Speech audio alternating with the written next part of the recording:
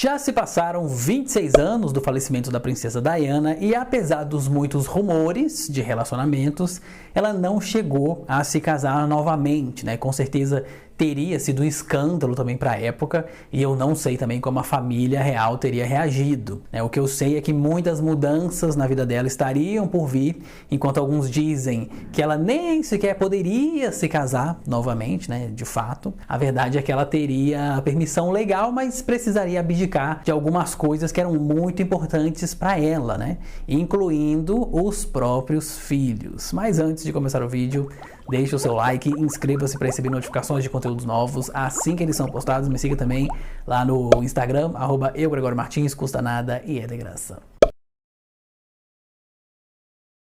A imagem que ficou após o divórcio com Charles foi a de que a Diana foi uma grande vítima da família real que impôs uma série de regras para o divórcio. Aliás, ela já estava vivendo afundada, né, em problemas desde a época mesmo do casamento, quando começaram os rumores fortíssimos de que o marido estava tendo um caso com a senhorita Camilla Parker Bowles. Na época que ela se separou, ela começou a ter uma relação mais complicada também com a grife Chanel, né, até porque tem dois Cs, né, entre os entrelaçados. Tem uma fofoquinha sobre isso aí, que inclusive é mencionado, né, na série Diana, Suas Últimas Palavras. Quando eles ainda eram casados e a Diana estava começando a suspeitar da pulada de cerca, o Charles um dia apareceu usando um par de abotoaduras, exatamente, né, com a logo da grife Chanel. E aí ela quis saber onde ela arrumou aquilo ali. E ele disse que foi um presente da Camilla. Aquilo foi o suficiente para despertar o ciúme da Diana, óbvio, né?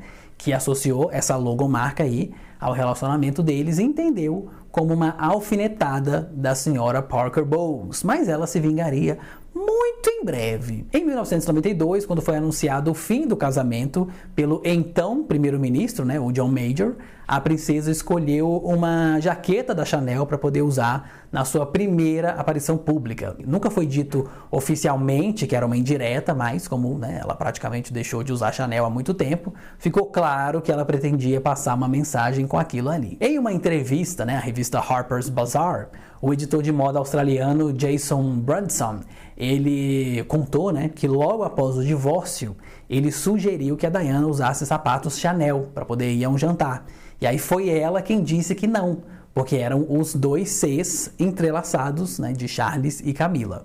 A partir daí, ela só usou essa grife em datas muito específicas também. Acredito que ela teria continuado, né, com isso aí, mesmo depois, se ela tivesse se casado de novo, que é o assunto do vídeo. E agora sim eu vou falar sobre toda essa treta, né? A primeira mudança significativa na vida dela seria a perda do título de princesa de Gales, e aí ela voltaria a ser apenas, né, entre aspas, Lady Diana. Em um livro sobre a família real, o ex-mordomo, né, até conta que a rainha Betinha não queria tirar o título de Sua Alteza Real dela, mas foi Carluxo quem ficou insistindo para que, né, ele fosse revogado, né?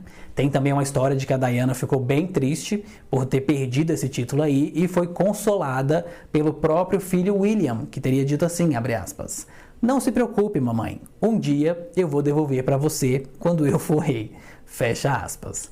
É bem provável que a princesa Diana perdesse também alguns benefícios, né, extras que ela recebeu durante o acordo que eles fizeram no divórcio. Claro que o Palácio de Buckingham nunca divulgou valores nenhum, mas o The New York Times, ele alega que ela teria recebido ali na época, né, uma pensão anual de 600 mil libras esterlinas. Ela ainda teve o direito também de manter um apartamento no Palácio de Kensington, de ter acesso ao avião da família real, né, e fazer também alguns eventos pequenos lá no Palácio de St. James, desde que esses eventos aí fossem previamente aprovados pelo Palácio. Eu não acho também que Betinha, muito menos Carluxo, né, deixariam ela ficar perambulando ali pelos palácios reais à toa, se ela tivesse arrumado um outro marido, né?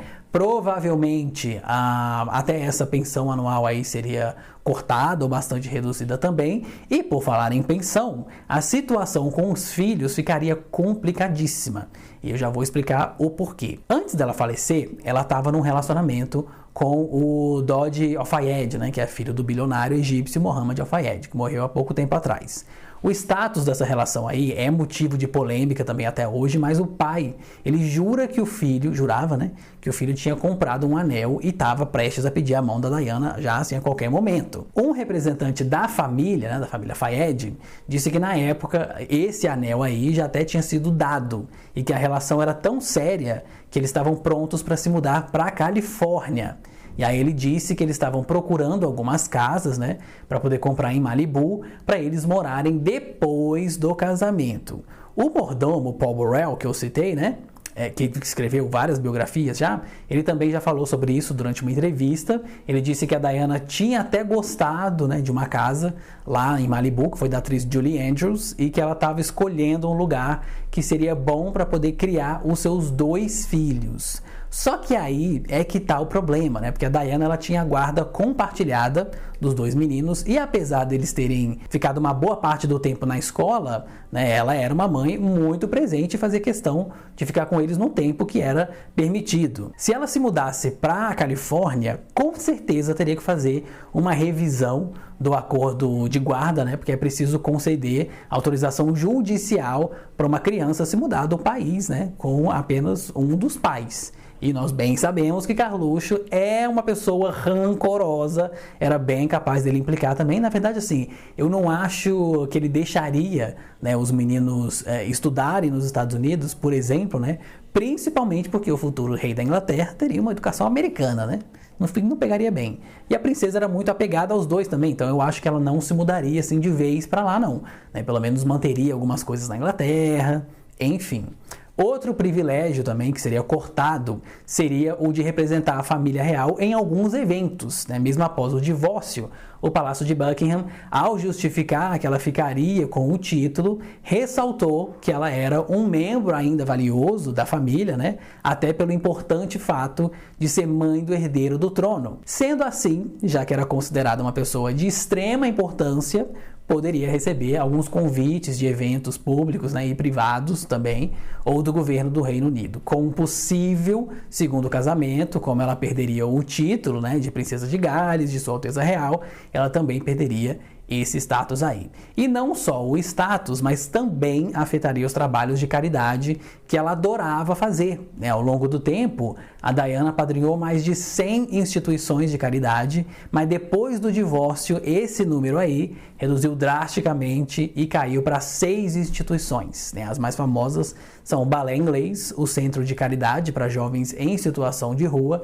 e também o Fundo Nacional de Combate à AIDS. Quando ficaram fortes os rumores de que ela teria pensado em se casar de novo, né? Seja com o Dodge ou com aquele médico lá paquistanês também, né? Muito se falou de que nem essas 6 fundações aí ela poderia apoiar, porque todas elas estão relacionadas à família real.